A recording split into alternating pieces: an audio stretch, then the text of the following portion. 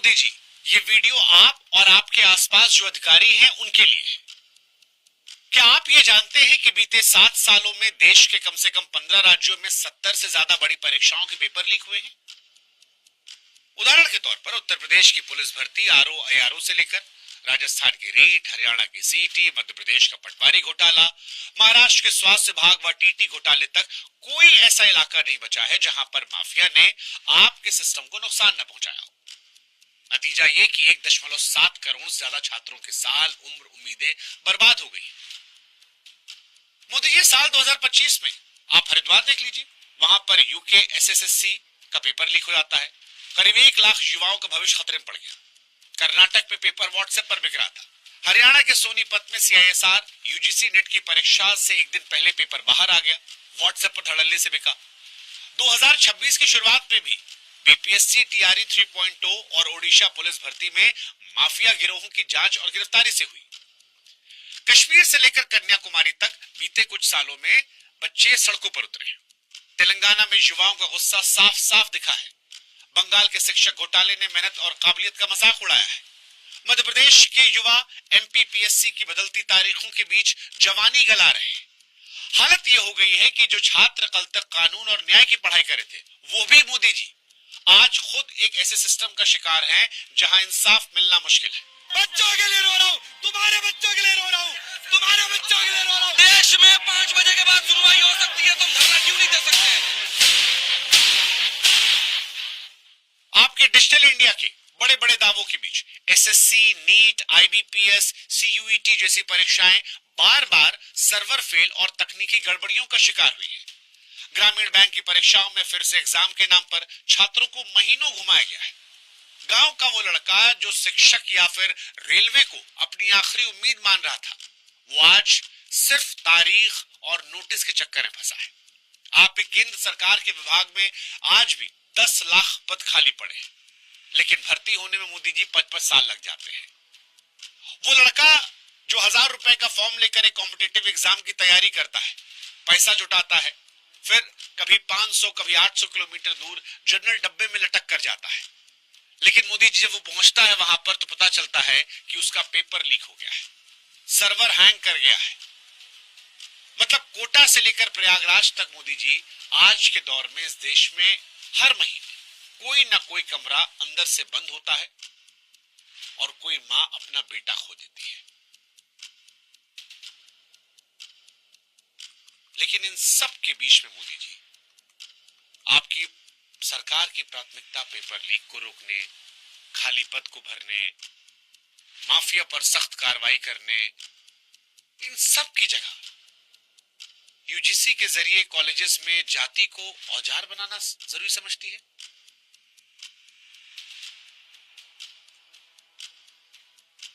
मतलब सोचने वाली बात है ना मोदी जी। जब सरकार से ईमानदार परीक्षाएं और समय पर नौकरियां मांगी जा रही थी, बीते 1.5-2 सालों में कई बार हमने देश के युवाओं को सड़क पर उतरते देखा, कई बार उनकी पीठ को पायदान बनते हुए देखा। उस वक्त युवाओं को पहचान और राजनीति की बहस में उलझा दिया गया। मतलब सवाल यह है कि क्या यह सब गलती से हुआ है या जानबूझकर किया गया है? क्या यह केवल संयोग है कि जैसे ही बेरोजगारी, पेपर लीक, खाली पदों पर सवाल उठते हैं, वैसे ही कॉलेज में जाति की बातें तेज हो जाती है? क्या युवाओं को नौकरी की मांग से हटाकर पहचान की लड़ाइयों में बांटने की कोशिश थी, जिम्मेदारी से बचने की? क्या यह सरकार का डर था कि अगर हर वर्ग युवा एक साथ मिलकर रोजगार, भरोसे, सही से पेपर करवाने की बात करेगा तो समस्या हो सकती है? और इसी डर से कॉलेज को ऐसा मैदान बनाया गया जहां छात्र सिस्टम से नहीं बल्कि एक दूसरे से लड़ रहे हैं, बट गए हैं। देखिए, हो सकता है मोदी जी ये संयोग हो, लेकिन सवाल तो उठेगा ना कि अगर ये संयोग भी है तो हर बार नुकसान छात्रों का ही क्यों होता है?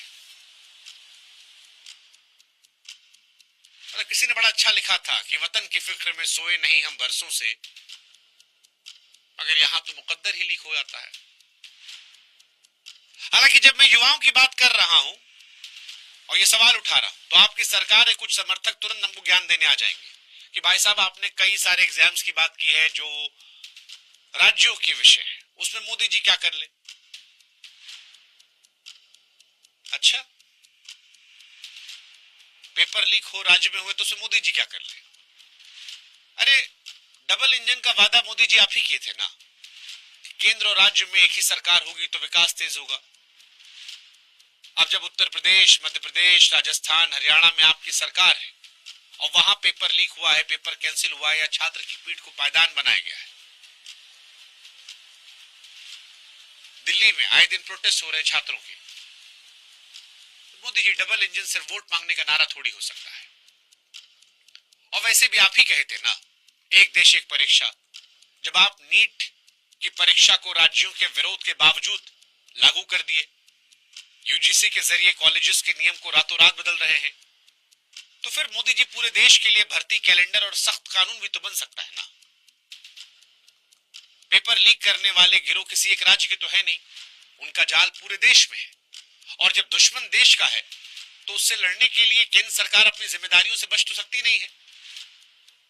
वो जो 1.7 करोड़ युवाओं का हमने जिक्र किया जिनकी उम्र बढ़ रही है, इंतजार करते करते आंखें थक रही हैं, भरोसा टूट रहा है, उनको केवल राज्यों के भरोसे छोड़ना सही बात तो नहीं है ना मोदी जी।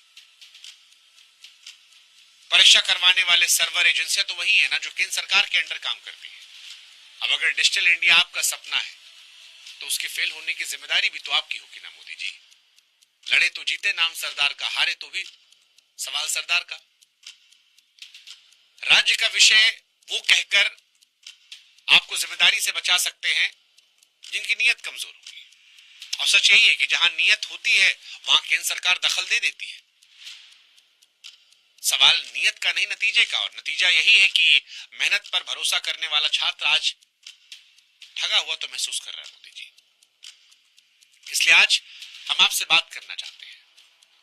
हम चाहते हैं कि आप हमको भी सुनें, क्योंकि आपके नीति बनाने वाले बंद कमरों में बैठकर जब यूजीसी के नए नियमों का ढांचा तैयार करते हैं तो क्या उनके कानों में उन छात्रों की चीख पहुंचती है जो परीक्षा रद्द होने की खबर सुनकर स्टेशन के फर्श पर माथा पटक कर रोते हैं? वो छात्र जिसकी जेब में अगले दिन की चाय का पैसा नहीं है और जिसे अब ये समझाया जा रहा है कि यूनिवर्सिटी में जातिगत पहचान, विचारधारा कितनी जरूरी है। जिन छात्रों के हमने परेशान होने का जिक्र किया है उनकी संख्या करोड़ों में है और उन करोड़ों केसेस को हटाकर वो जो 250-300 शिकायतें आई थी उसको आपने प्रायोरिटी दी है। इसे सुधार माना जाए या फिर हताश युवाओं की उम्मीदों का सुनियोजित पतन, ये आप बता दीजिएगा हमको, हम नहीं कहेंगे कुछ। क्योंकि हमको सिर्फ इतना समझ में आता है कि जब पेट खाली हो, भविष्य धुंधला, तब जाति का गर्व नहीं बल्कि रोटी की लड़ाई सबसे बड़ी होती है। और आज आपकी सरकार ने छात्रों को उस मोड़ पर लाकर खड़ा कर दिया है जहां काबिलियत पर नहीं बल्कि पहचान पर लड़ने को मजबूर है। ये यूजीसी के जरिए जो जातिगत झुंझुना आप लोगों ने घुमाया है, ये सवाल उठता है मोदी जी कि क्या इसका मकसद सीधे तौर पर युवाओं की एकता को तोड़ना है जो बीते साल, 2 साल, 3 साल में पेपर लीक, बेरोजगारी के खिलाफ एक सुर में बोलने लगे थे? मतलब इस देश ने देखा है तो डाउट होता है मोदी जी। अंग्रेज भी ऐसे ही आए थे, आपस में लड़ा दिया था, लड़ते रहे, 200 साल मजे निकल गए उनके। तो ये सवाल डाउट होता है मोदी जी कि अगर सारे युवा एक साथ मिलकर रोजगार मांगते तो प्रेशर तो आ ही रहा था। क्या इसीलिए जात की दीवार खड़ी कर दी गई कि हक मांगने के बजाय एक दूसरे की जात गिनाने में उलझ जाए और फिर साथ कभी नजर ना आए? देखिए, यूजीसी का इस्तेमाल आज उन संस्थानों को राजनीति का अखाड़ा बनाने के लिए किया गया जो कभी अपनी मर्जी, आजादी से चलते थे। रिसर्च के विषयों से लेकर प्रोफेसरों की भर्ती तक हर चीज आज विचारधारा के ठप्पे पर है। शिक्षा के मंदिर को विचारधारा की फैक्ट्री बना दिया गया है। जिन युवाओं को दुनिया के बाजार में काबिलियत दिखानी थी, अब कैंपस की गलियों में पहचान बचाने की लड़ाई में झोंक दिया गया है। क्या आपके सलाहकारों ने बताया नहीं मोदी जी कि जब यूनिवर्सिटी में सवाल पूछना बंद हो जाता है तो देश का नुकसान हो जाता है। मोदी जी, आप स्किल इंडिया की बात करते हैं, लेकिन हकीकत में आपके सिस्टम ने छात्रों के उत्साह को खत्म कर दिया। अपराधियों के घर गिराने वाले आपके बुलडोजर उन पेपर लीक माफियाओं के घरों का रास्ता क्यों भूल जाते हैं जो करोड़ों जिंदगियों को तबाह कर रहे हैं? क्या उनके महल आपकी राजनीति की नींव में लगे हैं? पेपर लीक और भ्रष्ट अधिकारियों पर कार्रवाई के नाम पर केवल दिखावा होता है। और इसीलिए जब ये जातिगत न्याय का झुंझुना आता है तो मन में संदेह आता है, क्या ये नाकामियों को ढकने का एक रेशमी पर्दा है? आज के दौर में हम कहते हैं कि हम डिजिटली सबसे पावरफुल हो गए हैं। उसी व्हाट्सएप पर हमारे प्रश्न पत्र जो हैं बिक रहे हैं, सर्वर हैक हो रहे हैं, दूसरे कंप्यूटर से पेपर सॉल्व हो रहे हैं। क्या ये शर्म की बात नहीं है कि आईटी सुपर पावर होने का दावा करने वाला देश एक छोटी सी परीक्षा बिना धांधली के नहीं करा पाता? और इसके समाधान के तौर पर आप संस्थानों के भीतर विचारों का फिल्टर लगवा रहे हैं। मतलब मोदी जी, तो वही बात हुई ना कि मरीज को दिल का दौरा पड़ा है और आप उसके नाखूनों पर पॉलिश करवा रहे हैं। देखिए, आप बड़े आदमी, देश ने आपको कई बार चुना है, इस देश में आपके चाहने वाले बहुत हैं, लेकिन आपको भी समझना पड़ेगा कि अगर यही तरीका अपनाया गया तो छात्र इतिहास में आपको उन आंकड़ों के लिए नहीं याद रखेंगे जो आपके प्रवक्ता टीवी पर चिल्ला रहे हैं। इतिहास उन 1.7 करोड़ युवाओं को उनके चुराए गए समय के लिए याद रखेंगे, जिनका सबसे अच्छा दौर आपके इग्नोरेंस में चला गया।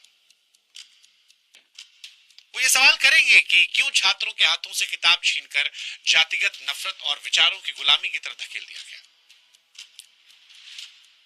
देखिए मोदी जी, हो सकता है आपके सलाहकार शायद आपको समझा रहे हो कि युवाओं को जातियों में बांट दो, नौकरी भूल जाएंगे, लेकिन वो भूल रहे हैं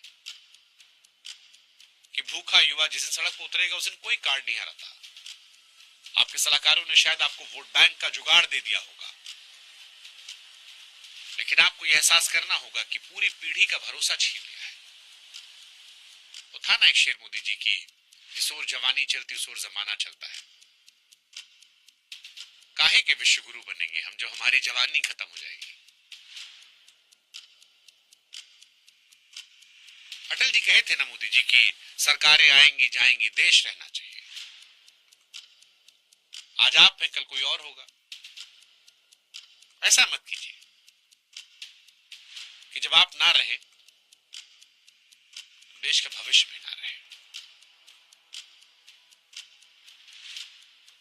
कठोर है, लेकिन आज हम कह देते हैं, आज के नौजवान को आपका जातिगत झुंझुना नहीं चाहिए। अगर कुछ चाहिए तो वो भरोसा कि उसकी मेहनत आपके सिस्टम के भ्रष्टाचार की भेंट नहीं चढ़ेगी। और ये शिक्षा का संकट नहीं है, प्राथमिकताओं का संकट है मोदी जी। अगर युवाओं को आप वोट बैंक की नजर से देखेंगे तो उनके असली दर्द को आप राजनीति से ढकेंगे, और तब तक सुधार की बात करना भी बेमानी है। समझना यह पड़ेगा कि झुंझुने से पेट नहीं भरता साहब, पेट भरता है रोजगार से, सम्मान से। भीख थोड़ी ना मांग रहे छात्र, यही तो कह रहे हैं ना कि मेहनत कर रहे हैं, साल भर पढ़ाई लिखाई करते हैं, पेपर देने जाते हैं, ईमानदारी से पेपर हो जाए, ईमानदारी से सिलेक्शन हो जाए, ईमानदारी से वांट निकल जाए। कितना इंतजार करेंगे? सोचिएगा। हमारे गोंडा में एक शायर थे, बड़ा अच्छा कह गए थे कि तुम्हारी फाइलों में गांव का मौसम गुलाबी है, मगर ये बातें झूठी और दावा किताबी है। और जब ये सवाल जवाब चल रहा है ना मोदी जी, तो आपके चाहने वाले सिर्फ आंकड़ों के जरिए चुप करा सकते हैं, लेकिन आप भी जानते हैं। और इस बार तो आपको और महसूस करना चाहिए। वो एक आशिकी में भी शेर था कि हमें मालूम है जमाने की हकीकत, मगर जब अपने कहते हैं तो बुरा लगता है। इस बार तो आपके कई अपने भी हैं जो खुलकर कह रहे हैं गैरों के लिए ना सही, अपनों के लिए, और जो आपके अपने सोशल मीडिया पर हंगामा मचाए हैं, सही मुद्दों पर जोर लगा दीजिए। इतिहास में आप अजर अमर हो जाएंगे। छोटी छोटी बातें भी देश याद रखता है। मौका है, समय है, सत्ता है, ताकत है, ईश्वर ने आपको दिया है। जोर कहां लगाते हैं ये आपका विषय है। हमारी तरफ से 140 करोड़ भारतीयों के दिल की जो बात थी वो हमने आपके लिए रख दी। बाकी इस देश का भविष्य और आपका भविष्य में इतिहास आपके अगले कदम पर तय होगा। जय हिंद, जय भारत।